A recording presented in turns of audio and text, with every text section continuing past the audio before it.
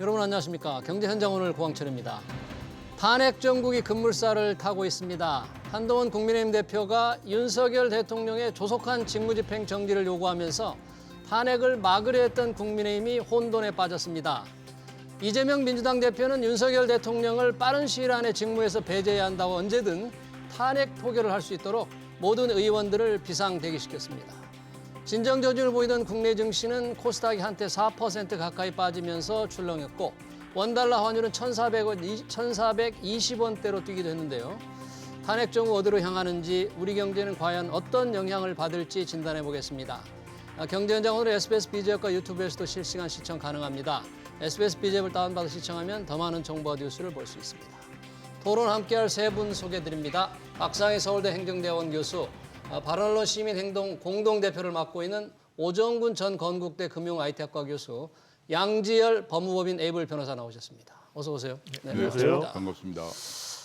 전국이 지금 급박하게 돌아가는데요. 저희가 이제 탄핵 그리고 비상계엄의 경제적 영향을 자세히 짚기 앞서서 오늘 벌어진 일을 조금 먼저 얘기를 해봐야 될 것 같아요.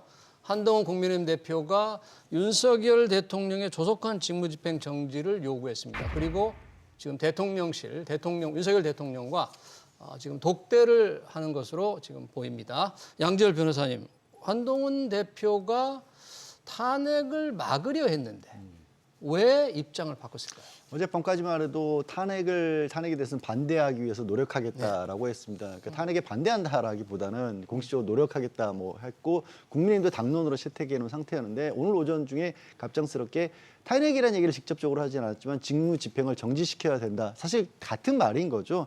대통령의 직무 집행을 정지시킬 수 있는 방법은 탄핵밖에 없기 때문에 그와 관련해서는 국정원의 고위 간부, 그러니까 정확히는 홍정원 전 1차장으로 알려졌습니다. 언론을 통해서. 이 1차장을 통해서 대통령이 직접 주요 정치인들을 체포해서 그리고 일정한 장소에 구금하도록 했던 계획들을 본인이 믿을 만한 정보기관을 통해서 입수를 했다라는 것이고요. 그런 상황에서는 한동훈 대표로서도 더 이상 이 상황을 그대로 묵과할 수는 없다라는 판단을 한 것을 보입니다. 그 체포 명령이 떨어졌다는 명단 중에는 당연한 얘기지만 한동훈 대표도 들어 있었습니다. 그러니까 주요 정치인들을 반국가 세력에 대한 이유로 체포하려고 했다. 대통령실은 그런 게 없었다. 이렇게 설명을 하는 거죠. 대통령실은 그런 지시를 내린 바가 없었다라고 하는데 그 당시에 조금 더 구체적인 내용들이 지금 속속들이 알려지고 있습니다. 일단 홍정원 차장 같은 경우는 그때 저녁에 몇 시쯤에 대통령으로부터 어떻게 전화가 왔다라는 사실을 이제 국회를 통해서 알린 것으로 지금 나오고 있고요. 그 내용 중에는 주요 정치인들의 명단도 정확하게 나오고 있습니다. 짐작하시는 것처럼 이재명 대표라든가 아니면 조국 대표라든가 그 한동훈 대표가 들어가 있고 제가 지금까지 파악한 바로는 김명수 전 대법관이라든가 권순일 전 선거관리위원장 같은 분, 위원회 위원 같은 경우도 들어있는 것으로 지금 파악이 됐습니다. 네, 지금 이제 과연 한동훈 대표, 윤석열 대표가 만나면 과연 이런 상황에 대해서 정리가 어떻게 될지 정말 긴박하게 돌아가고 있는데 그런 흐름 때문인지 비상계엄 선포와 해제, 탄핵 정국으로 가는 방향성에서 증시가 좀 출렁였는데 박상현 교수님, 오늘 시장도 역시 조금 많이 흔들린 거죠, 이 정도면? 네, 사실 계엄 시도 이후에 아시다시피 한밤중에 환율이 거의 1,444까지 올라갔다가 그다음에 계엄 해제되면서 1,420 밑으로 내려가서 1,410원대를 유지하다가 오늘 또 갑자기 한 1,430원 정도 올라갔다가 다시 지금 안정화되는 추세를 보이고 있습니다. 지금 뭐냐면은 이 환율이라든지 주가라든지 이런 것이 정치적인 불안정에 굉장히 민감하게 반응을 하고 있다라는 것이고요. 따라서 환율 외환 시장이라든지 주식 시장이 안정화되기 위해서는 현 이 탄핵 국면이 조속히 해결이 돼야 된다 생각합니다. 사실 지금 불법적인 친위 쿠데타를 윤 대통령이 해서 실패했다는 것은 거의 다 드러나고 있는 사실이고요. 아마 윤 대통령 선택은 자진 사퇴하느냐 탄핵 당하느냐밖에 없다고 생각이 됩니다. 둘 중에 무엇이든지 간에 빨리 결정이 나는 것이 사실은 예측 가능성을 높이는 것이다라고 생각이 되고요. 그런 입장에서 오늘 시장이 또 요동쳤던 것은 한동훈 대표가 사실상 탄핵을 동의하겠다는 의사를 밝힌 것도 있지만 제2 구테타설이 계속해서 지금 나오고 있기 때문에 제2계엄령 네. 루머였죠. 네네 지금은. 그런 것도 영향을 미쳤다. 예. 얼마나 지금 상황이 불안전한지 또 정말 어이가 없는 대통령의 그 계엄 선포 불법적 행위를 통해서 예. 대통령 저는 기능과 신뢰를 상실했다고 생각이 됩니다. 거기에다가 개인적으로 많은 분들이 대통령이 어떤 행동을 할지 불안하다는 그런 생각들을 갖고 있어요. 그런 불안함이 이런 외환시장이나 주식시장에 반영된 게 아니냐. 그래서 하루빨리 정치권이 네. 탄핵이든 그다음에 자진 사퇴든 그리고 향후의 대선까지 예측 가능한 정치 스케줄을 국민에게 보여주는 것이 네. 그게 이제 안정화시키는 가장 최선이라고 생각이 됩니다. 증시나 외환시장이나 가장 싫어하는 게 불확실성인데요. 그게 탄핵이 됐든 안 되든 뭔가 방향이 잡혔으면 좋은데 지금 방향이 쉽게 잡힐 것 같지 않은데 오늘 상황을 보면 지금 박상현 교수님 말씀하신 대로 외환시 원달러 환율도 1,420원까지 뛰었다가 조금 상승폭을 좁혔고 코스닥 같은 경우는 4% 가까이 떨어졌다 다시 하락폭을 좀 좁혔고 뭐 이 정도 보면 참 잘 견디고 있다. 우리 시장 그렇게 봐야 됩니까? 아니면 뭐 충격을 받고 있다 이렇게 봐야 됩니까? 그렇게 보여지고요. 떨어졌다가 또 반등하고 주가는 예. 또 환율 올라갔다가 또 반락하는데 이미 벌써 이제 정부에서 그런 걸 대비해서 증시 안정기금도 이제 풀 생각이고 또 한국은행도 심지어는 제2금융까지도 돈을 공급하고 필요하면 공급한다는 얘기를 했기 때문에 예. 뭐 일시적으로 이제 투자자들이 그런 건 보이지만은 금융시장은 크게 문제가 없을 것이다라고 문제가 없을 것이다. 생각을 하고 있습니다. 이미 벌써 많은 대비를 해놓고 있는 상황입니다. 예. 제가 알기로는 약 한 50조 정도 증시 안정기금을 대비하고 있는 것으로 알고 있습니다. 네, 이 정도면 그 대비를 잘할 수 있겠다. 그러나 이제 앞으로 어떻게 될지 모르겠는데 이 국민의힘의 비상의원총회 물론 이제 민주당도 하지만 국민의힘 비상의원총회를 해서 뭔가 이 탄핵에 대한 방향이 분명한 입장이 다시 안 정해졌습니까? 아직까지는 확정이 된 건 아닙니다. 네. 다만 지금 이제 한동훈 대표가 사실상 직무집행 정지라고 해서 탄핵에 찬성하는 듯한 모습을 보였고요. 예. 그리고 육선이죠. 조경태 의원도 탄핵에 찬성하는 쪽으로 입장을 바꿨습니다. 그리고 안철수 의원 같은 경우에는 물론 자진하야하지 않는다면이란 전제 조건을 달긴 했습니다만 탄핵에 찬성하는 쪽으로 돌았습니다. 그리고 이미 어제 당론으로 정해진 상황하에서도 이 국민의힘 소장파 의원들 5명은 자신들은 당론을 따를 수 없다라는 입장을 밝혔기 때문에 네. 지금 상황이라고 한다면 벌써 7명이 확실해졌고 한동훈 대표는 이제 원내에 계시기 때문에 이 원내 투표권은 없습니다만 이런 상황이면 지금 이미 7명이지 않습니까? 7명, 예, 8명. 8명이면 가결될 수 있는 상황에서 7명이 나온 겁니다. 그리고 오늘 여러 가지 충격적인 얘기들이 계속해서 나오고 있습니다. 대통령실에서는 그날 2일 밤에서 3일 새벽까지 이루어진 일에 있어서 직접적으로 관여한 바가 없다라고 했지만 어제부터 나왔던 얘기들이 대통령은 사실 본인의 육성으로는 아니지만 이제 과연기자라든가 아니면 만났던 국민의힘 중진 의원들이라든가 한동훈 대표를 통해서 그날 있었던 민주당에 대한 어떻게 보면 경고성 차원의 계엄이라고 했지만 그 말 자체가 사실은 위헌이고 위법입니다. 경고성으로 계엄을 할 수는 없습니다. 네. 요건이 안 되는 거예요. 이거는 사실은 탄핵 요건을 자백한 거나 마찬가지고요. 네. 그리고 이 사실 비상계엄을 건의했다라고 알려진 김영현 전 국방부 장관 같은 경우에는 언론 인터뷰를 통해서 선거관리위원회를 네. 이렇게 계엄군을 보냈던 이유는 부정선거를 수사하기 위해서였다라는 그렇게 얘기를 했었죠. 정말 뜻밖의 얘기를 한 겁니다. 부정선거 일단 군에는 수사권도 없고요. 네. 부정선거라고 하는 것이 갑자기 왜 튀어나왔냐고 봤더니 극우 유튜버들이 계속해서 주장해왔던 바를 그대로 대통령이 믿고 그거를 네. 실행에 옮긴 걸로 지금 보이는 상황까지 벌어졌거든요. 네. 그리고 조금 전에 이제 또 이건 뭐 속보라고 할 수는 없습니다만 네. 새롭게 나온 내용은 이미 대통령 후보 시절에 선거 캠프에서 부정선거와 관련해서 이 선거관리위원회 서버를 확보해서 조사를 해야 된다라는 그 문건을 가지고 있었다는 겁니다. 그러니까 21대 총선부터 네. 부정선거가 있었다라는 식의 인식을 가지고 있었던 게 아니냐. 그러다 보니까 이런 인식하에서 그러니까 일부 극우 유튜버라든가 극단적인 생각을 가진 정치인들이 하는 주장에 대통령이 같이 공감을 해서 예. 정말 상상하기 어려운 비상계엄을 저질렀다라고 한다. 이게 알려지고 나면서부터 예. 아무래도 탄핵 쪽으로 급물살이 가는 분위기입니다. 네, 근데 실제로 탄핵 의결을 국회 의결을 언제 할지 과연 국민의힘이 전체 의원들의 총의가 과연 어떻게 모아질지는 조금 더 지켜봐야 되기 때문에 실제 국회에서 탄핵안이 의결될지 부결될지는 저희가 이제 금방 이제 드러날 것 같습니다.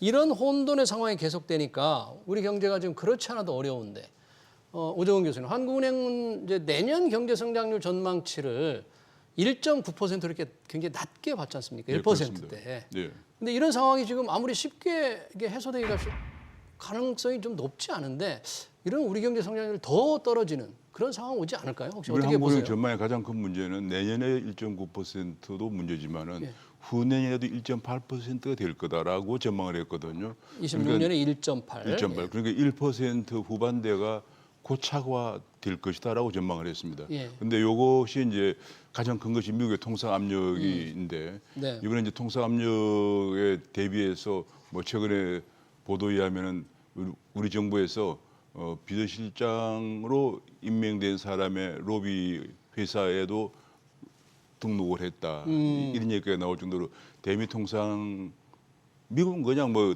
트럼프는 한마디로 거래를 하는 사람이죠. 그래서 네. 그런 면에서 강화해야 되고 그다음에 지금 중국이 저성장에 들어가면서 네. 중국에서 과잉 공급 물량을 한국으로 막 보내고 있거든요. 예. 최근에 뭐 롯데그룹 위기도 롯데 NCC가 지금 그 공장의 가동률이 네, 그 롯데케미칼이 굉장히 어려워지는 거죠. 공급 어려워지고 과잉으로. 그다음에 이제 예. 포항제철도 지금 예. 공장을 2개나 가동 중단을 시키고 있고 이런 것 때문에 이제 대중 한중 자유무역협정도 다시 또 검토해 볼 부분이 있고 일이 산적한데 예. 지금 이런 일이 생겨서 그러니까요. 좀 한국 경제가 상당한 타격이 예상이 우려가 되기도 되는 거죠, 합니다. 이 정도면. 예, 됩니다. 예. 지금 방금 들어온 소식으로는 윤석열 대통령과 한동훈 국민의힘 대표의 독대가 관제, 한남동 관제에서 있었는데 면담이 지금 끝난 것으로 알려지고 있습니다. 박상현 교수님, 이게 원래 뭐 대통령실에서 만난다 그런 소문도 있었고 두 분이 아니고 뭐 다른 의원도 있다 뭐 그런 소문이 있었는데 이제 다 끝났는데 뭔가 이제 소식이 나와야 되겠죠. 저기서 어떤 얘기를 서로 오갔을지. 글쎄요, 이제 한동훈 대표가 아마 그 당사나 국회로 이동해서 면담 결과를 이야기하지 않을까 싶고요. 예. 거기에 따라서 그 이른바 네. 적어도 국민의힘에 있는 친 한동훈파 의원들이 탄핵 표결에 참석할지 여부 같은 것들이 정해지지 않을까. 만약에 여기서 특별한 합의가 없이 끝나면은 아마 한동훈 대표가 탄핵 표결을 오늘 저녁이라도 아마 하자고 제안을 할 수도 있을 것 같아요. 한동훈 대표가? 네, 왜냐하면 그 동안에 이제 탄핵을 막겠다는 식의 이야기를 했다가 오늘 아침에 이제 입장을 바꾸면서 훨씬 더 이제 좀 공세적인 입장으로 돌아섰기 때문에 본인이 약간 주도권을 잡는다는 그런 제스처를 보이기 위해서라도 오히려 탄핵을 조속히 처리하자라고 돌아설 수도 있을 것 같습니다. 그런데 입장이 어떻게 나오는지 한번 볼 필요는 있을 것 같습니다. 예, 아직 지금 한동훈 대표의 윤석열 대통령과의 면담 후 얘기는 들리지 않고 있습니다만 본인이 오늘 아침에 했던 그러니까 윤 대통령의 직무집행 정지가 필요하다고 했던 입장을 혹시 윤 대통령의 좀 설명을 듣고 바꿀 가능성 혹시 있다고 보십니까? 그렇게 높아 보이지는 않습니다. 높지 왜냐하면 대통령실에서는 계속 일관되게 부인을 하고 있지만 아까 예. 이제 말씀드렸던 국정원 1차장도 그렇고 당시에 실제 작전에 나선 특전사령관도 당시 말씀드린 것처럼 2일 밤에서 3일 새벽 사이에 어떤 일이 있었는지에 관한 폭로들을 다 하고 있습니다. 명백하게 이제 특전사령관 같은 경우에는 국회의원들을 끌어내라는 지시를 받았다라는 것이고 예. 그 부분에 대해서 본인이 그때 당시에는 그 명령 자체를 거부하지 못했지만 국회까지 출동했지만 부하들에게 내부로 진입해서 국회의원들을 끌어내지는 마라라고 그렇게 얘기를 했다라는 겁니다. 그러니까 예. 전부 다 수행하지는 않았다라는 것이고요. 또 그리고 대통령실에서 일종의 지금 뭐 대책을 제대로 못 세우고 우왕좌왕하는 모습도 드러나고 있는데 예. 말씀드린 것처럼 이 대통령실에서는 대통령이 국회의원들을 끌어내라라는 지시를 한 적이 없다라는 없다. 사실을 대통령실에서 공식적으로 발표를 했다가 예. 그 발표를 2분 뒤에 취소하는 일이 좀 전에 벌어졌습니다. 아, 예, 체포 지시한 일이 없다고 네. 했다가 발표를 다시 취소를 뒤집었습니다. 했다. 그러니까 그걸 뭐 지시를 인정했다라는 건 아니지만 기자들에게 우리는 그런 일이 없다라고 얘기했다가 그 발표를 2분 뒤에 다시 기자들에게 취소했습니다. 이거를 봐도 지금 대통령실이 우왕좌왕하고 있는 모습이 보이고 네. 한동훈 대표 역시 마찬가지 정보들을 지금 가지고 있을 것이기 때문에 예. 저는 입장을 바꾸기는 어렵지 네. 않을까 싶습니다. 그러니까요. 한동훈 대표는 아침에 뭔가 최고위원회에서 확실한 정보, 그렇게 정치인들을 체포, 구금하라는 확실한 증거가 있다. 여러 공개를 통해서 공개될 것이다. 이렇게까지 얘기했기 때문에 윤석열 대통령과의 독대 이후에 어떤 입장으로 돌아설지 좀 지켜봐야 될 것 같고요.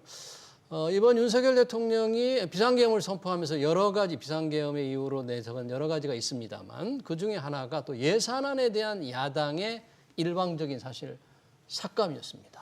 지금 원래 내년 예산 667조 원이 넘는 예산에서 민주당이 4조 1천억 원을 깎아서 그러니까 현 정부가 생각하는 내년 살림살이를 그렇게 해서는 안 된다. 완전히 그 정부가 좀 전혀 뜻을 펼 수 없게 만들기 때문에 이것도 비상계엄 선포한 이유라고 윤석열 대통령이 얘기를 했거든요. 그 예산 삭감, 야당의 예산 삭감에 대해서는 어떻게 교수 생각하십니까? 예산 삭감이 비상계엄 선포 이유가 될 수 없습니다. 그건 요건에 해당되지 않는 말이고요. 그건 어불성설이라고 먼저 말씀드리고 싶고, 그다음에 우리나라 지금 정부가 예산을 제출했을 때 총 지출이 지금 677조 4천억입니다. 네. 그 중에서 4조 1천억이 4조 1천억. 감액되어서 뭐 살림을 살 수가 없다. 그건 어불성설이죠. 그 말 자체도 어불성설이다. 어불성설이고 이제 문제는 뭐냐면은 네. 사실 예산 심의가 이번에 예산 저는 굉장히 문제가 많은 예산안이라고 생각합니다. 예산안 자체가 예.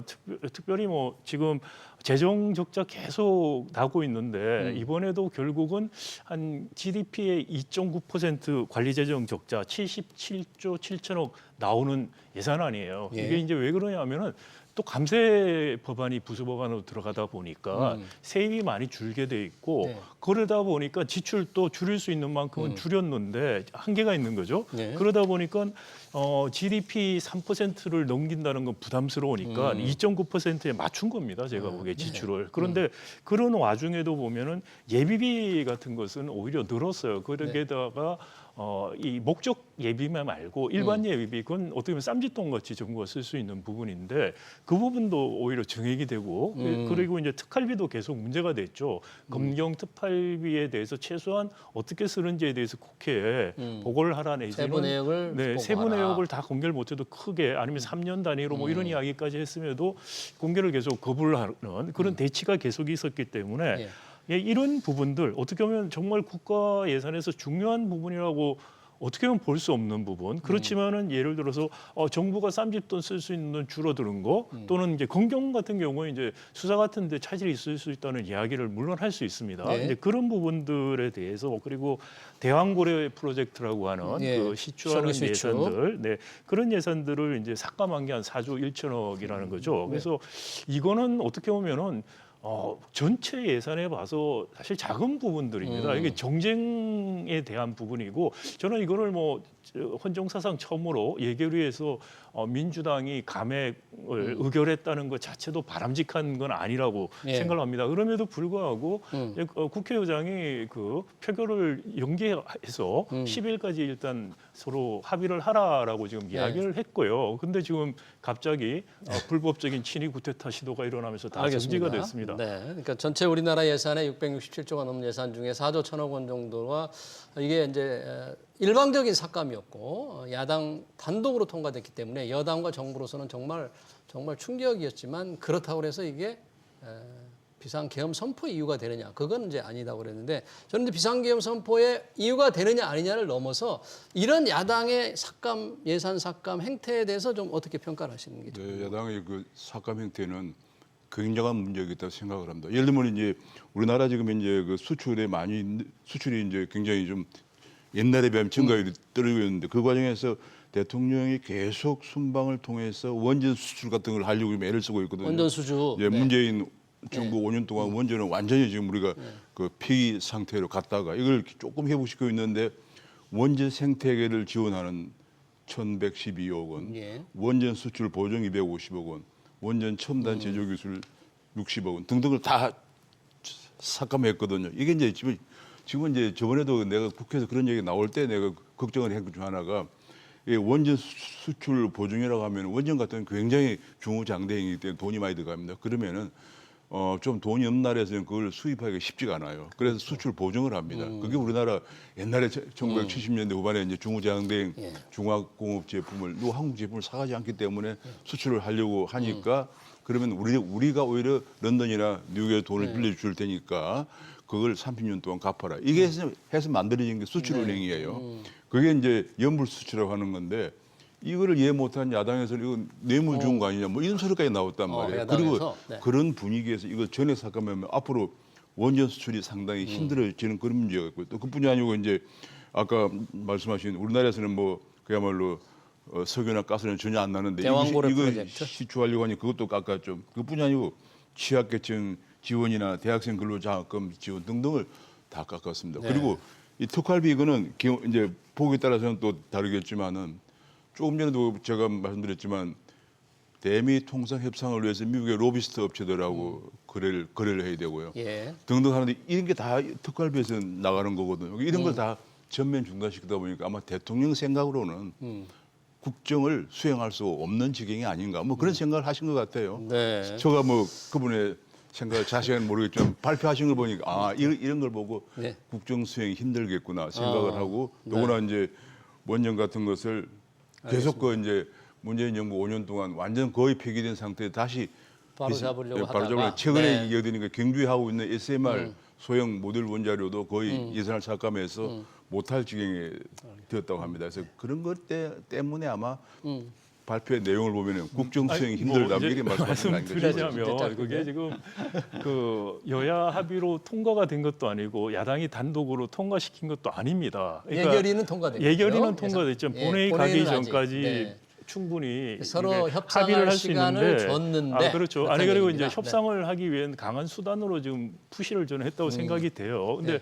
그걸 가지고서 뭐 마치 이게 무슨 계엄을 알겠습니다. 하고 이런 거는 말이 안 되는 네. 이야기고요. 네, 그리고 뭐 여러 가지 말씀을 드리겠습니다만 말씀드린 것 같이 지금 굉장히 예산이 문제가 많아요. 저희 한 가지만 더 말씀을 짧게 드리면 부탁합니다. 네. 네.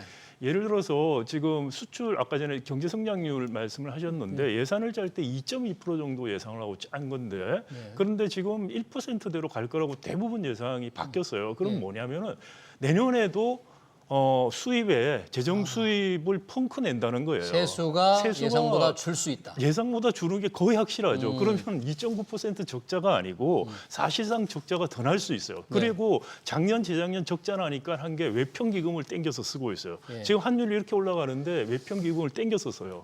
그런 말이 안 되는 일들이 예산에 너무 많습니다. 그러니까 야당에서 사실 그런 것들을 다 바꿔줘야 되는데 문제는 국회는 감액만 할 수 있지 증액 같은 걸 할 수가 없습니다.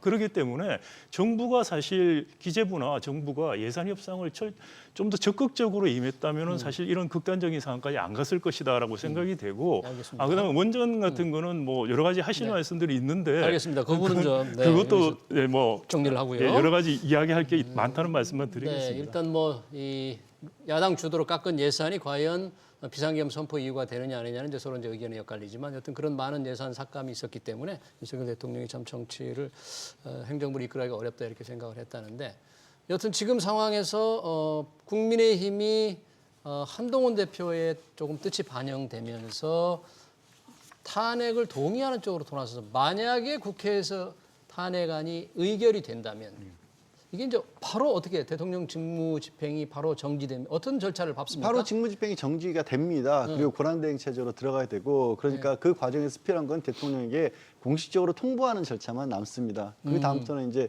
현재로서는 법에 정해진 바에 따르다면은 이제 한덕수 총리라든가 아니 기획재정부 장관이라든가 이런 식으로 순서가 정해져 있거든요. 네. 그 사람들이 대신해서 맡게 되는 것이고요. 네. 다만 지금 같은 경우에는 이 그 박근혜 전 대통령 때와 또 달라서 네. 단순하게 직무집행을 정지하는 데서 끝나지 않을 정도의 상황입니다. 왜냐하면 이제 검찰의 심은정 검찰총장이 이미 이 대통령의 그날 탄핵과 계엄과 관련해서는 이건 직권남용에 하는 권리방해 행사 더하기 관련 사건으로서 내란죄에 대한 수사가 필요한 상황이라고 판단을 했고 수사팀을 꾸렸습니다. 거기에 군 수사관까지 파견을 받아서 수사를 진행하겠다고 했고 네. 공수처와 경찰 역시도 마찬가지로 고발된 내란죄에 대해 수사를 하겠다는 입장을 밝혔기 때문에 직무집행이 정지되는 것 이상으로 바로 경찰이나 검찰의 수사를 포기할 수 없는 그런 상황으로 보입니다. 왜냐하면 이 과정에서 지금 물론 사실관계를 확인해야 될 필요는 있겠습니다만 당시에 계엄을 실행하는 과정에 있었던 이른바 중간 실제 행동에 옮겼던 사람들이 한결같이 입을 모아서 대통령실을 정확히 이 그 주체라라고 지금 고발을 하고 있기 때문에 그렇습니다. 네, 그렇군요. 지금 국정원장은 비상계엄 때 정치인 체포에는 어떤 행동이나 조치를 하지 않았다. 이렇게 지금 말한 것으로 알려지고 보도가 되고 있습니다. 지금 상황에서 지금 우리 경제가 한치 앞을 알 수 없는데 또 하나 이제 걱정되는 소식이 노조입니다. 노조 지금 민노총이 윤석열 정권 퇴진을 요구하면서 총파업을 들어갔는데 이제 정치 파업을 선언한 거죠. 그래서 철도 지하철 파업은 이제 중단이 됐습니다만 이런 민노총의 파업에 가장 앞서는 게 금속노조, 거기에 이제 자동차 노조가 들어가는데 과연 우리 생산 현장에 이게 어떤 영향을 미칠지, 이런 민노총의 윤석열 정권 퇴진을 내건 파업을 어떻게 봐야 하는지 두 분에게 한번 듣고 싶습니다. 우리 박상 교수님. 네, 말씀드린 것처럼 지금 탄핵 정국이 조속히 해결이 되는 게 뭐 경제 전반적인 그 불확실성을 해소하는데 가장 필요하다고 생각이 되고요. 당연히 탄핵이 사실 오늘 내일 이루어진다면 뭐 민노총 정치적인 파업을 할 동력도 떨어지게 되겠죠. 네. 그렇지 않고 만약에 이게 계속해서 탄핵 반대 이런 식의 그 대치가 이어진다면은 당연히 민노총 또 파업을 더 감행을 하려고 할 것이고요. 네. 그런 입장에서 볼 때 특히 국힘의힘 의원들이 저는 결단을 내려야 된다. 무엇이 국민을 위한 건지 네. 자기들의 당리당략이나 대통령의 안위가 아니고 국민을 위해서 전국을 안정시키고 경제를 안정시키기 위해서 무엇을 해야 될지 결단해야 된다고 생각합니다. 예. 사실 윤석열 대통령은 국내뿐만 아니고 해외에서도 이미 대통령으로서의 신뢰와 기능을 상실했습니다. 네. 이런 대통령이 하루라도 더 자리를 지키고 불안정을 유지한다는 것은 국가 경제와 국민 안위에 아무런 도움이 되지 않는다는 말씀 드립니다. 알겠습니다. 지금 민노총의 우리 파업이 늘 이게 정치 파업으로 번진 적이 있습니다만 이번 또 본격적으로 지금 확산될 조짐인데, 이렇게 우리 이제 문제는 우리 생산 현장에 좀 차질을 주기 때문에 여러 가지 불안한 변수 속에서 더 걱정되는 측면이 있는 것 같아요. 이런 거는. 지금 이제 그 금속 노조 얘기가 나왔습니다만 예. 한국 노조가 완전 정치 파업 쪽으로 가기 때문에 네. 노동조합의 영역을 벗어난 거죠. 그래서 이제 윤 대통령이 4대 계획 중에 노동계획을 얘기했던 게 바로 그 부분인데 그게 전혀 안 되고 다시 또 이제 정치 파업으로 나갑니다. 그러니까 이제 현대자동차 같은 경우에는 1996년에 아산 자동차 공장을 지은 뒤로 한 국내 공장은 안 짓습니다. 지어봤자 맨날 파업하고, 이번에 이제 기아차 같은 경우에는 어제 신문에 났지만 초임이 1억 원입니다. 그래 주고도 파업을 하는 거예요. 초봉이 신입사원, 대졸 신입사원 초봉이 그렇습니다. 1억 제가 원이에요. 이제 계속 경쟁을 하니까 쭉 파악을 해봤지만 벌써 한 7, 8년 전에도 6천만 원을 줬어요. 신입사원한테. 네. 그러다가 이번 금년에 이제 1억까지 올렸는데 그래도 파업을 합니다. 그러니까 현대 정 회장이 국내 공장은 안 짓습니다. 전부 중국이나 미국에 짓고요. 그러면 국내 일자리가 자꾸 없는 거예요. 그 가장 큰 이유는 노동조합이 노동 조건의 개선을 위해서 파업을 하거나 협상을 해야 되는데 정치 투쟁으로 나가니까 공장을 지을 수가 없는 거예요. 예. 그래서 그런 면에서 뭐 누구든지 우리 국민들이 자기 본인의 자세로 가야 한다고 생각을 하고요. 예. 아까 지금 박 교수님 교수님께서. 말씀하신 그 재정 문제는 뭐 재정. 할 얘기가 너무 많습니다만 그래요? 네. 잠깐 왜냐면- 저희가 그러면 네. 또 이 정치 상황을 조금 들어보고 우리 네. 재정의 역할, 지금 예산 얘기를 했습니다만 얘기를 또 나눠보겠습니다. 우리 양지열 변호사님께 한번 여쭤보고 싶은데, 이제 탄핵안이 뭐 부결되든 의결되든 현재로서는 알 수 없습니다만 가능성이 의결 쪽으로 자꾸 기운다고 하니까 의결이 되고 나면 이제 헌재가 바로 탄핵안 심사를 하게 되잖아요. 지금 헌재 재판관이 6명밖에 안 되는데 어떻게 지금 심리 결정 가능할까요? 일단 헌법재판소법에는 7명 이상이 심리에 들어갈 수 있다라고 돼 있긴 합니다. 그런데 최근에 이제 이준숙 방통위원장이죠. 아직까지는 예. 정지돼 있을 뿐이죠. 그렇죠. 이준숙 방통위원장 같이 중요 사건에 관해서는 심리 자체를 시작할 수 있다라고 또 헌법재판소가 결정을 내린 바가 있습니다. 그러니까 막연하게 손을 놓고 있을 수는 없다라는 것이고요. 지금 상황도 사실 대통령이 자리에 유구한다는 만큼 국가에 큰 어떤 비상사태가 있을 수 없지 않습니까? 그렇기 때문에 아마 심리는 가능할 것 같고, 사실 6명 이상이면 결정을 할 수 있습니다만은 중요 사건에 관한 결정까지 6명만이 내리기는 어려울 것으로 보입니다. 9명 중에 6명이 찬성을 하니까 지금 비어 있는 것은 국회 몫이 3명이 세 비어 자리, 있긴 한데, 3명. 예, 3명에 대한, 그래서 이제 특히 민주당을 중심으로 해서 가능한 빨리 이 공석을 채우려고자 하는 노력을 하고 있고, 직무집행이 정지가 되면 아시다시피 권한대행 체제로 넘어갑니다. 근데 권한대행 체제인 그 어떻게 보면 대통령을 대신하고 있는 사람이 할 수 있는 권한에 대해서는 학계에서라든가 아니면 법조계에서도 여러 가지 의견이 있습니다만 일상적인 체제를 유지하는 정도의 권한을 행사할 수 있다고 보는 게 일반적입니다. 그러니까 평상시에 하는 업무 외에 다른 업무들을 보는 건 아니다라고 하는데, 권한대행으로서는. 그런데 국회에서 만약에 이런 상황에서 대통령이 탄핵된 상황에서 국회에서 3명을 지명을 했는데, 추천을 했는데 그 3명을 한덕수 총리가 만약에 권한대행을 한다면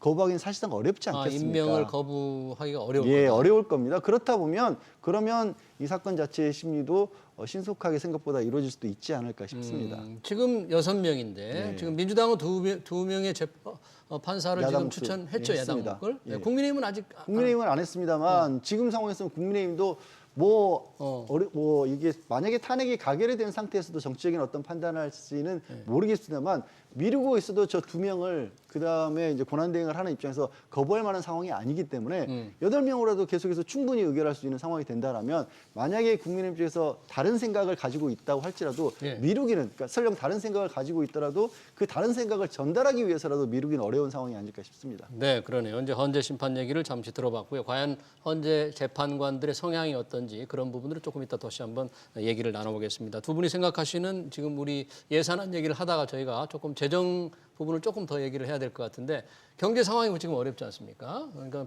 비상계엄 아니어도 우리 경제 성장이 떨어지니까 재정을 조금 더 늘려야 된다, 확장을 해야 된다. 그래서 비록 국회 지금 내년 예산 심의 중이면 벌써 내년에 뭐 추가 경정 예산안이 필요하지 않느냐라는 얘기가 성급하게 나올 정도인데 이런 부분들은 예산의 재정의 역할, 우리 경제를 위해서 어떻게 더 늘려야 되는지. 네, 그 이야기 전에 아까 전에 파업 이야기를 맞아 조금만 파업이요? 드리면 네. 그 현대자동차 같은 경우에 정치 파업한 적 거의 없습니다. 대부분이 임금 협상 관련된 파업을 했고요. 그리고 현대차 초봉이 뭐 1억이다 뭐 이렇게 말씀을 하시는데 현대차가 사실은 기아차.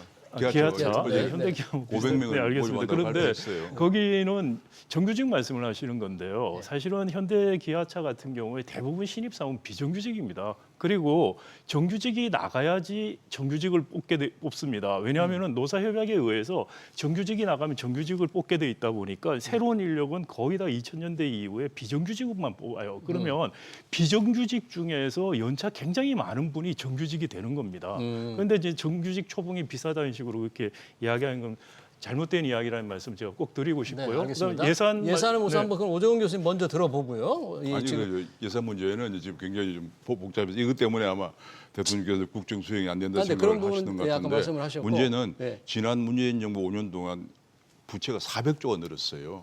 아, 그래요. 네, 그 물론 이제 코로나가 있었습니다.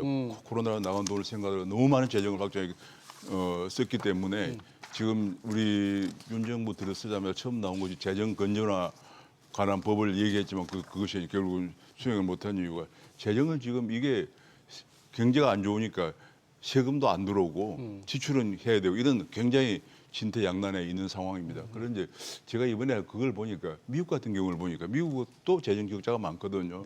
그런데 미국은 저렴프가 법인세를 21%에 15% 낮췄습니다. 낮추고 규제를 완전 획파하니까 오히려 기업들이 해외에 나가던 기업들이 미국으로 들어와서 세수가 증가한다는 거예요. 앞으로 좀 법인세를 낮추겠다는 거죠. 예, 근데 이게 이번에 뭐 들어서면. 그런 건 전혀 뭐 국회에서 논의도 안 되고 있고 법인세, 상속세 뭐 저번에 이건희 회장 그 사망 때 그 얘기가 나왔지만 법인세, 상속세 혹은 뭐 등등 그런 얘기는 전혀 이제 언급이 안 된 속에서 요 정도의 그 마저도 감액을 하는 그런 상황이기 때문에 아마 국정 운영이 어렵지 않겠느냐 또 경제 회생이 어렵지 않겠냐 그런 판단을 하신 거 아닌가 싶어요. 네, 여러 가지 이제 여당과 정부 여당이 생각하는 각종 법안도 처리가 안 되면서 이렇게 예산을 깎으니까 국정은 어렵다고 생각을 한다. 국정 운영이 어렵다고 생각하면 자진해서 사임을 하셔야죠. 구태타를 일으키실지 아니고 그 말씀 드리고 싶고 그다음에 지금 저는 일관성 있게 전문가들은 말을 해야 된다고 생각을 해요. 예를 들어서 문재인 정부 때 부채 국가 재정 적자 심해진 거 코로나 때문입니다. 5년 동안 5년 동안에 예를 제가 400조 그래서 숫자를 늘었다. 제가 말씀을 드릴게요. 2017년에 관리재정 적자가 문재인 정부 때 18조 5천억입니다. 네. 18년 10조 6천억입니다. 19년 54조 5천억이에요. 네. 그다음에 확 늘어난 게 2020년, 2021년 코로나 때입니다. 112조 90조 6천억이에요. 코로나19가 끝난 윤석열 정부 때 재정관리재정 적자가 2022년에 무려 117조 원입니다. 2020년보다 많았어요. 그리고 23년은 코로나에서 충격이 22년에는 어느 정도 남아 있었다고 하더라도 22년은 아닌데 23년은 아니죠. 네. 87조였습니다. 올해 지금 92조가 예상이 되는데 거기에다가 세수 결손이 30조예요. 예. 거기에다가 내년에도 벌써 77조 예상을 하고 있습니다. 네. 세수 결손이 예상됩니다. 자, 윤석열 정부 들어와서 재정 적자 심화된 이유 중에 하나 경기 안 좋은 거 맞습니다. 문재인 정부 때 갑자기 마지막 두 해에 늘어난 거 코로나19입니다. 그러면 윤석열 정부 때 재정 적자 늘어난 거 경기 안 좋다고 말을 하면서 문재인 정부 때 재정 적자 늘어난 건 코로나 때문이라는 걸 인정 안 하는 건 그건 모순된 이야기라는 말씀드리고 싶고 예. 정책을 평가할 때 그럼 이런 기조에서 바른 정책을 했느냐라는 겁니다. 예. 저는 문재인 정부가 코로나19 때 저는 금융보다 재정을 더 썼어야 된다고 생각해요. 그게 지금 소상공인들 금융 부담으로 지금 다시 돌아오고 있기 때문에 금융보다 재정. 오히려 사실 재정 더 썼어야 된다고 아, 생각합니다. 재정을 그런데 윤석열 정부 같은 경우에 지금 경기가 계속 가라앉고 있는데도 법인세부터 해서 부자 감세를 계속했어요. 그러면서 세수 결손이 이렇게 눈덩이처럼 늘어나고 있습니다. 우리가 이른바 낙수 효과라는 게 우리가 더 이상 작동 안 된다는 거는 보수적인 경제학자도 거의 다 인정을 하고 있는 상황입니다. 예. 그런데도 대격 주로 감세, 부자 감세를 통해서 세수 결손 거기에다가 재정 적자만 부채만 이렇게 넘기고 그다음 국가 부채 늘어나는 것을 사실상 불식하게 하기 위해서 하는 것이 뭐냐면은 기금에서 땡겨 쓰고 또 그리고 불용액을 만듭니다. 불용액을 만들면은 지방 보조금이 깎여요. 지방자치단체. 근데 지방자치단체의 지출이 대부분이 복지라든지 저출생 이런 관련된 지출입니다. 그게 역대급으로 좀 깎이고 있어요. 예. 미래에 대한 투자, 정말 어려운 분들에 대한 그 보호 장치도 지금 없어지고 있다라는 것이 기본적인 흐름입니다. 근데 그런 흐름의 예산이 2025년도 예산이기도 합니다. 그렇기 예. 때문에 저는 더 민주당이 적극적으로 정말 중요한 부분들 손을 봐야 된다. 근데 그것들을 보지 않고 어떻게 보면 쟁점적인 부분들만 감액을 했다는 거는 사실 문제가 있다고 생각을 합니다. 알겠습니다. 네, 예, 문재인 정부에서 재정 적자 이유가 뭔지를 그리고 좀- 한 가지만 더 아까 전에 질문하셨던 추경 이야기를 그 대통령실에서 했는데 지금 본 예산 내년도 예산을 심의하고 있는데 무슨 추경을 이야기합니까? 알겠습니다. 그러니까 정말 예산 스스로가 예산 잘못 짰다고 인정을 하는 거예요. 그러면 지금 예산 가지고서 기재부도 자기들 짜놓은 거에서 한 1, 2% 고쳐라고 식의 그런 오만불선한 태도를 버리고 정말 국회하고 협상해서 바뀐 환경에 따라서 예산을 전면적으로 재검토하는 일을 해야 된다 생각합니다. 알겠습니다. 이 부분에 대해서 우리 오정훈 교수님, 박선영 교수님 얘기한 여러 가지 윤석열 정부가 뭐 경기가 깔아앉는데 뭔가 좀 더 적극적으로 나서야 된다. 법인세 부자 그 감세 아까 좀 좀 문제가 있다. 말씀하신 그 부자 감세 얘기를 주로 많이들 합니다만은 제가 미국 얘기를 또 하나 꺼내 보면은 트럼프 일기 때 예. 한 해에 해외에 나간 기업이 리쇼어링 된 걸 보니까 806개까지 들어왔어요. 다시 미국으로 들어왔다 예, 이거죠? 왜냐하면 옛날에 35% 하다가 법인세를 21%로 낮췄거든요. 근데 이번에는 다시 15%로 낮춘다고 하니까 아마 한 해에 1,000개 이상 들어올 겁니다. 그러니까 그렇게 세금 세금을 오히려 더 증가한다는 깎아주는 거예요. 게 필요하다 그런 말씀이신 그렇죠, 거죠? 지금. 그게 그런 정책을 본을 봐야죠. 그래서 미국은 트럼프 일기 때 미국 그 의회 예산국에서 조사한 거 보면은 잠재 성장률이 더 올라갔습니다. 왜냐하면 해외 기업들이 들어오니까 그게 낙수 효과지 뭡니까? 근데 낙수 효과가 지금 그걸 없다. 자꾸 이제 부자 감세 이런 식으로 도구마식으로 가기 때문에 이게 지금 그 거대 야당에서는 꺼내지를 못하고 있는 상황이거든요. 그래서 저 조금 더 진취적으로 봐야 되는 거 아니냐. 그래서 자, 미국 제가 사례를 구체적인 자료를 하나 말씀을 아니, 그건 드리겠습니다. 나중에 네. 듣겠습니다. 그 부분은 나중에 듣고요. 지금 이제 두 분에게서 두 분의 재정 운용에 관해서 특히 세제 운용에 관해서 생각을 좀 달리하니까 세율 인하에 대해서 부자 감세냐 세금을 깎아야만 경제가 좋아지고 세수가 실제 늘어난다. 미국의 사례를 들어서 말씀해 주셨는데 그 부분은 경제학자들과도 참 찬반 논란이 많기 찬반 때문에 많은- 이 부분에 많은 좀 깊이 분야입니다. 들어가는 건 여기서 이제 마무리하고요. 자, 이게 지금 탄핵으로 가는 열차가 이제 헌재로 가게 될 경우 아까 헌재 재판관이 6분인데 6분에서 심리는 가능할 텐데 과연 결정하는데 어떤 부담도 좀 있을 것 같아요. 지금 헌재 소장도 없잖아요. 권한대행인데 가장 큰 헌재로 갔다고 가정할 경우 가장 큰 쟁점이 뭔지 그리고 헌재 재판관 6명의 지금 성향이라고 그럴까요? 어떤지.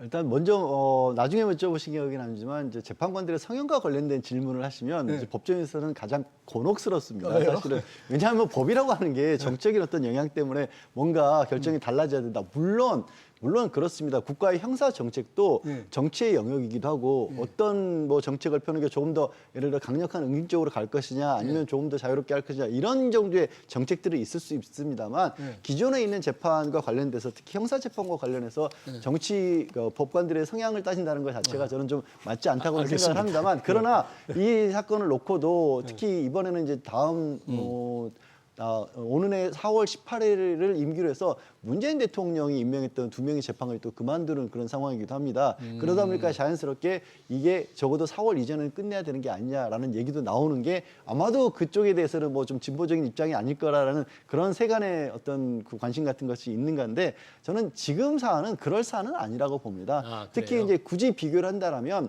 박근혜 전 대통령 때에 기억하시겠지만 그때 탄핵의 이유는 국정농단이었던 것이고요. 그때 주로 그냥 요약하지만 부정부패와 관련된 부분이었습니다. 그런데 그때 쟁점이 됐던 부분들 중에 하나가 나중에 이제 검찰의 수사 과정에서도 많이들 논란이 됐던 게 과연 무슨 경제 공동체라는 거 당시에 최서원이라고 하는 민간인에 의해서 그런 부분들이 박근혜 전 대통령이 직접 수사하지 않았는데도 불구하고 이것이 뭐 과연 범죄가 되냐 이런 걸로 제3자 뇌물죄 이런 게 뜨거웠지 않습니까? 그런데 지금은요 상황이 완전히 다릅니다. 가장 지금 문제가 되고 있는 계엄의 불법성이라는 데에 대해서 본인이 이게 불법적인 계엄이었다는 걸 자백한 거나 마찬가지였고요. 여기에 대해서는 뭐 보수냐 진보냐 법관들의 성향을 저는 따질 필요도 없는 상황이라고 보고 그리고 이게 다른 사람이 한 게 아니라 직접 대통령이 한 것이냐에 대해서 지금도 말씀드린 사이에 또 속보가 나온 게 당시에 출동했던 수방사령관이 그때 장병들에게 불법적인 지시를 내린 것에 대해서 반성하고 있고 부모들에게 죄송하다라고 실제 실행에 옮겼던 사령관이 지금 자백을 하고 있습니다. 그러니 이런 상황에 대해서 누가 이거를 대통령이나 다른 사람의 책임으로 돌린다든가 아니면 과연 뭐 국방부 장관이 독단적으로 하는 행동에 대해서 대통령의 행동인지 따질 것인지 이런 쟁점들이 크게 없는 그런 상황입니다. 네, 이제 쟁점 실제로 이제 뭐 헌재 심판이 시작이 되면 이제 어떤 결론을 낼지는 좀 더 저희가 물론 그렇습니다. 지금으로서 제 개인적인 같고요. 의견입니다. 네, 홍장원 국정원 1차장입니까? 이번에 여러 가지 그 얘기를 했던 분이 계엄 윤석열 대통령이 계엄 선포 후 이번 기회에 뭐 잡아들여 싹 정리하라 이런 지시를 했다는 얘기도 좀 보도가 되고 오늘 이제 있네요. 국회에서 얘기를 했었고 그러니까 말씀하신 것처럼 이제 그분의 표현을 그대로 옮기자면 싹 잡아들여라고 했다라는 겁니다. 그러니까요. 이제 여러 가지 얘기들이 많이 새롭게 나오고 있는데 지금 비상계엄 그리고 탄핵의 전국에 우리 경제가 상당히 저희가 어렵다 여러 가지로 또 여야가 그동안 갈등을 쭉 벌여왔다 그러는데 그 여야가 조금 의견을 크게 벌인 것 중에 하나가 상법 개정안이었죠. 우리 경제 과연 기업 지배 구조를 높이기 위해서 어떻게 할 것인가 소액주주를 위해서 상법 개정안인데 정부와 여당이 강력히 반대를 하고 있고 야당이 추진하는데 박상현 교수님께 좀 물어보고 싶습니다. 이 상법 개정안이 왜 야당은 지금 이거를 주요 법안으로 생각하고 밀어붙이려고 하는 거예요? 네, 사실 그 이재명 대표가 금투세 폐지를 동의하겠다고 이야기하면서 그리고 이제 자본시장 선진화를 위해서 또 소수주주들 보호를 위해서 상법 개정을 하겠다고 이야기를 하면서 이제 민주당에서 상법 개정안들이 쭉 나왔고 이제 당론으로 이제 만들어 나온 게 328조의 3을 1호, 2호로 나눠서 그 전에는 보면은 이사는 법령과 정관의 규정에 따라 회사를 위하여 그 직무를 충실하게 수행하여야 한다 이렇게만 돼 있는 것을 1호에 이사 및 주주를 위하여라고 주주를 집어넣습니다. 그리고 2호에서 이사는 그 직무를 수행함에 있어서 총주주의 이익을 보호하여야 하고 전체 주주의 이익을 공평하게 대우하여야 한다. 이 이사의 충실 의무에다가 보호 의무라는 것을 추가했습니다. 사실 이 기존의 상법 자체도 일본 상법 을 사실 따온 건데요. 근데 일본에서는 법원이라든지 이런 해석 자체가 이것을 주주의 비례적 이익을 보호해야 된다고 해석을 다 하고 있습니다, 사실. 그리고 미국도 마찬가지고요. 그래서 아예 이제 비례적 이익이라는 것이 명시적에 있는 나라들이 대부분 선진국이고 이거는 뭐 우리가 좋아하는 정말 글로벌 스탠더드입니다. 그런데 문제는 우리가 왜 이게 문제가 됐냐면은 이 규정을 가지고서 에버랜드 전환 사채 때 대법원에서 어떻게 판결을 내리냐면은 회사의 이익과 주주의 이익은 별개다 이렇게 이야기를 해버렸어요. 그러니까 그 당시에 전환 사채 때 사실 주주들의 이익을 충실하게 이사들이 반영을 안 했던 문제가 생겼는데 그것을 우리 상법에서 회사를 위하여라고 되어 있으니까 회사의 이익만 손에 안 대면 주주의 이익은 따질 필요 없다라고 판결을 내렸어요. 그 나쁜 판례 때문에 문제가 된 것이고 따라서 이것을 바로잡자. 그러니까 입법적으로 바로잡자는 취지로 이런 법안이 나왔다는 것이고요. 네. 이것은 주주 자본주의 또는 시장 경제를 믿는 사람이라면은 이건 너무나 상식적인 이야기예요. 알겠습니다. 회사의 이익은 주주의 이익을 위해서 하는 것이지 총수 일가의 이익을 마치 회사의 이익이라고 생각을 해서 총수 일가가 또는 총수가 이것 때문에 불편해지고 이사들이 총수 말 잘 안 듣고 주주들 이익을 위해서 말 안 들을까 걱정해서 회사 운영 못 한다는 식으로 이야기하시는 분들은 그건 자본주의라고 시장 경제라고 하는 것을 뭔지조차 모르시는 분들이에요. 알겠습니다. 바로 이제 그런 부분들에서 우리 박상현 교수님이 이제 이사들의 충실 의무를 회사에 충실하느냐, 회사만이 아니라 주주들한테도 충실해야 된다는 것은 반드시 상법에 이제 넣는 것이 자본주의 이런 주주 자본주의의 기본이다. 다 그렇게 생각할 것이라고 하지만 정부와 여당은 지금 반대를 하고 있어요. 상법에 넣는 건 곤란하다. 기업들에게 여러 가지 부담을 준다. 그래서 상장사들 위주로 하자. 자본시장법에 넣자.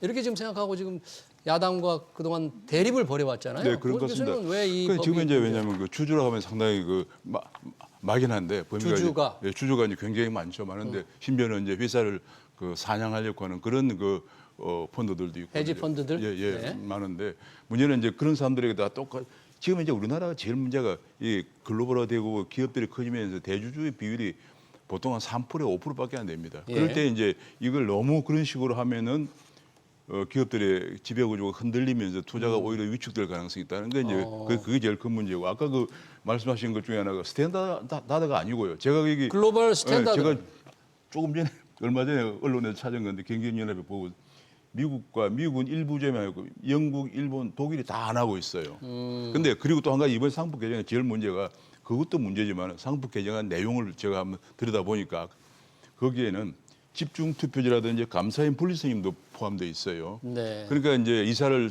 선임하는데 주주 한 사람이 여러 표를 행사할 수 있는데 감사인 분리선임 제일 문제가 아무리 대주주라도 3% 이상 투표권을 행사할 수가 없는 거거든요. 이런 문제들이 다 녹아 들어가 있어서 이게 언제 나오냐면 2017년 또 문재인 정부 때 많이 거론됐던 것이 그동안에 잠잠하다가 이번에 거기에 다 들어가 알겠습니다. 있기 때문에 아니, 아마 여당에서는 팩트 도저히 안 자체로 되겠다라고 상법 개정안의 생각합니다. 이사의 충실 의무 외에도 네. 집중 투표제 의무화라든지 감사인 분리 선임 확대하는 것도 문제다라고 주장하시는데 짧게 아니 그러니까 팩트 의견이 자체를 잘못 말씀을 팩트? 자꾸 하셨었는데 네. 뭐 독일이나 일본이 아니라고 하는 건 팩트가 아니고요. 그러니까 제가 말씀드리지만 문안이 비슷한데 실제로 판례적으로 그렇게 하고 있다는 말씀이에요. 그래서 근데 우리는 대법원이 정말 삼성 에버랜드 때 이상한 판례를 만들었기 때문에 입법적으로 보완을 하자라는 의미라는 말씀을 드리고 그리고 이게 어떻게 이사들이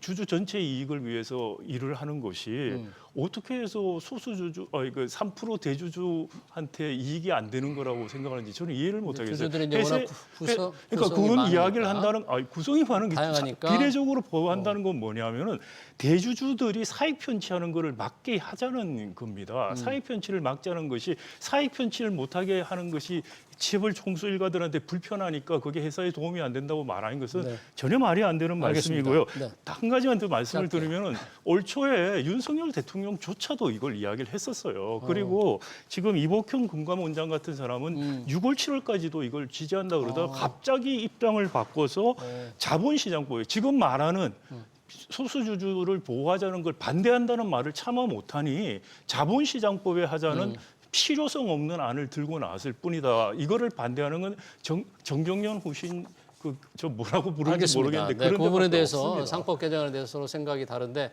마지막으로 이제 양지열 변호사님이 좀 정리를 해야 될 것 같은데요.